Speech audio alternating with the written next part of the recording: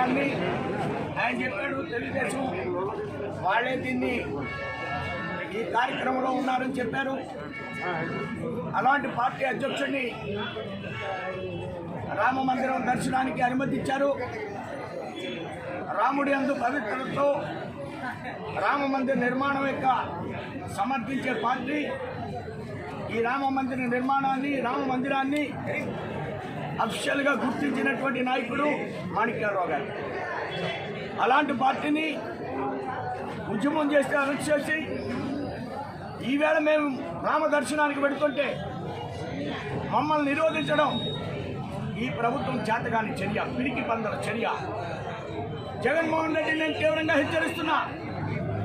ఎలా చంద్రబాబు నాయుడిని ఆలయంలోకి ప్రవేశింపజేశావు? ఎలా నీ ప్రభుత్వం నీ యొక్క ప్రతినిధిని ఏ విధంగా లోనికి పంపించావు? ఎందుకు భారతీయ జనతా పార్టీ కార్యకర్తలు నిరోధిస్తున్నావు? దీనికి ముఖ్యమంత్రి సమాధానం చెప్పాలి. మా కార్యకర్తల్ని రాష్ట్ర వ్యాప్తంగా అరెస్ట్ చేస్తున్నారు. హిందుత్వం అంటే భయమా? ఇరికి చర్య?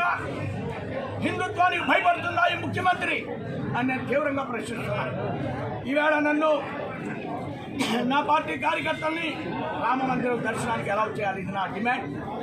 అరెస్ట్ చేసిన వాళ్ళని వెంటనే రిలీజ్ చేయాలి. ఈ ఉద్యమాన్ని మేము తీవ్రతరం చేస్తాం రాష్ట్ర వ్యాప్తంగా.